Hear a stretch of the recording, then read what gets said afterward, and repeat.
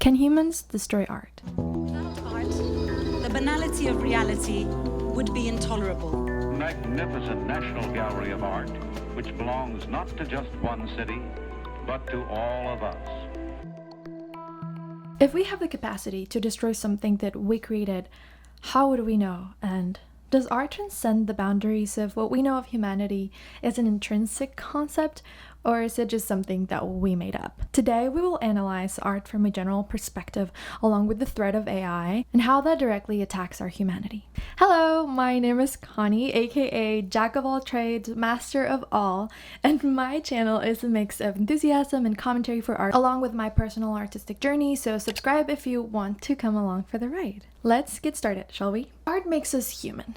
The distinction of what is human and not can be expressed in terms of our separation from other creatures, like higher cognition, which brings the capacity for things like language or social interaction, and cultural advancement, which facilitate the creation of art. Now, different kinds of art have sprawled throughout all the places that humans have settled in, and surprisingly, all of these early civilizations were separate from each other and all created their different kinds of art on their own. So it's not crazy, really, to say that creativity and art are important building blocks of our humanity.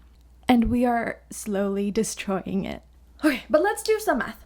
The transitive property. Yeah, it came to haunt you from high school geometry. If we destroy the very fabric of what makes art art, and art is what makes us human, can we suddenly be stripped away of our humanity if we destroy art? How would we know that it happened? Okay, but let's back up a little bit. What even is art? Let's do a little test, maybe. Is this art? What about this? This? This? Okay. The right answers are the ones that you gave me. Because art is one of the most subjective things to me, so can we even define art? After an extensive Google Scholar search of 3 articles, I can answer that kinda. It depends on where you're coming from, a philosophically or socially curious background, or is your intention to create a functional definition with exclusions and inclusions, like saying, oh, this is art, this is not art. So the first definition on Google is the following. The expression or application of human creative skill and imagination, typically in a visual form such as painting or sculpture, producing works to be appreciated primarily for their beauty or emotional power. Okay, interesting. Not entirely my cup of tea when it comes to definitions, so let's move on from them, because I don't think that we should define things that are intrinsically felt as humans with words. So let me spend the rest of the video describing what makes us human with words. Now, let's start with the history of sharing art. Between 37 and 28,000 years ago, we have some of the first remains of human art, which are the paintings at the cave of Chauvet, I think, in France. Then we have some miniature portable art sculptures that have been found. We also have Mesopotamian clay tables as a great landmark, because that's how the writing system started, through an inventory system. So it started as an inventory marking system and tallying how many grains of whatever they produced in Mesopotamia they had, and then it became more of an expression medium. Then we have beautiful developments like ancient Egyptian works of art, writing, and architecture that later evolve into the Greek, the Romans, as well as the Mayan and the Aztecs on the other side of the world. And if we fast forward a lot to the invention of the printing press and the global transportation systems and the internet and social media and the advent of AI. The advent of AI? Okay, more than a tool, it feels like an invasion of spaces that are inherently human. The quote, I want AI to do my laundry and my dishes so I can do my art, not the other way around, makes sense, and it's stealing a lot of people's hearts, but I have a personal problem with it. Not necessarily with the art lens. Yes, I don't want AI to do my art, but also in living. If AI does all the hard things, many things will happen that I'm very sure. First, I'm gonna have less contact with humans. And yes, I am an introvert, this sounds perfect. But if we become dependent on technology and relax our social muscles, they're going to atrophy and die. And we don't want that. Number 2, we have cognitive laziness. This feels like the uselessness of doing long divisions, that whole debate again when we had calculators. That's what it feels like to me. And it was never about being able to use them in your daily life. It is about exercising your mind, about exercising your brain, because it's also a muscle. Number 3 is lack of creativity. If the solution is always at the tip of your fingers, you will never find ways to solve problems creatively. And that's honestly leads me to my next point, which is, what is even the purpose of art now? For that, we're going to go back to the definition. Producing works to be appreciated primarily for their beauty or emotional power. Okay, but some people make art with other intentions than aesthetic or emotional purposes. Some people do it for money, for fame, critical acclaim, and algorithmic success on social media. You name it. These motivations do not go well with the inextricability of humanity and art. As a musician myself, I know we are supposed to make art that is a piece of our souls. I know how art can be a place of solace for anxious minds and heavy experiences.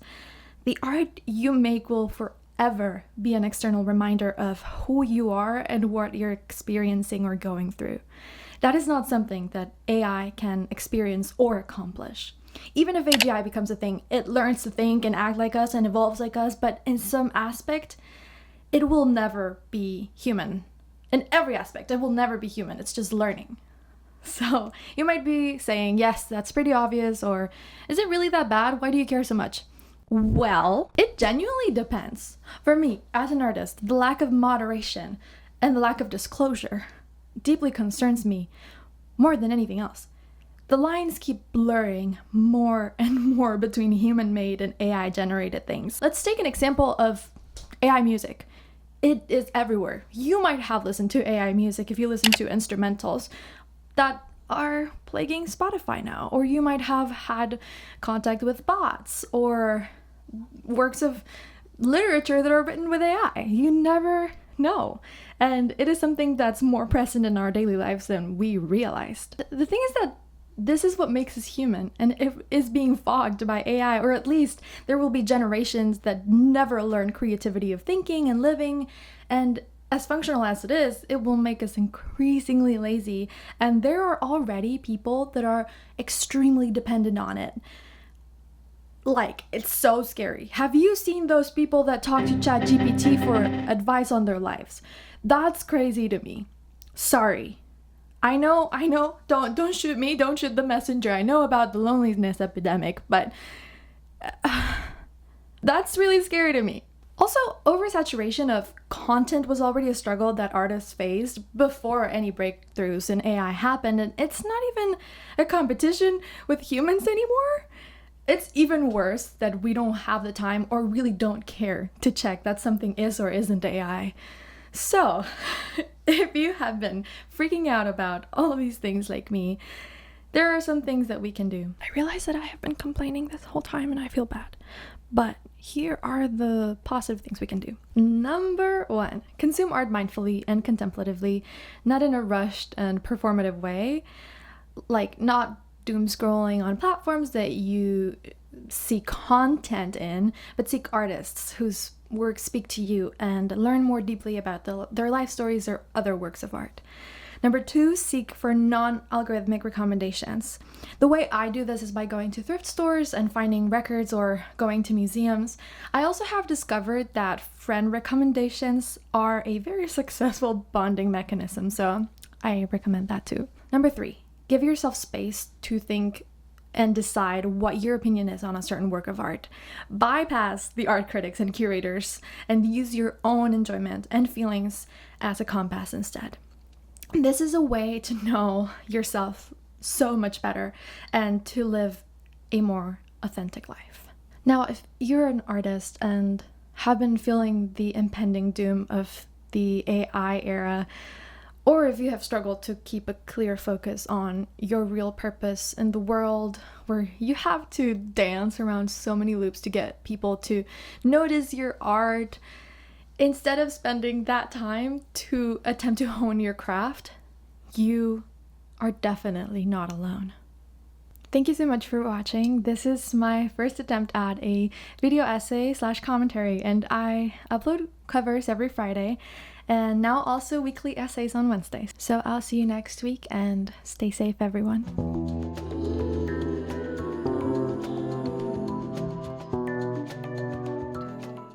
Hey there, how's it going? I'm trying to film a video essay. That sounds exciting. What's your video essay about? Do you need any help with ideas or filming tips? The video essay is about how AI is threatening humanity through the attack on art forms. That's a really interesting topic. You could explore how AI-generated art is changing the landscape for artists and discuss both the potential benefits and challenges. Maybe you could include examples of how artists are adapting to these changes. Do you have a specific angle you're focusing on? Yes, but I don't want to talk to you about it because you're AI. I understand. If you have any other questions or need help with something else, feel free to let me know. No. No worries. Whenever you're ready, or if you need anything else, I'm here to help. Just let me know. This is so freaking scary. I don't like this at all. I don't like this one bit.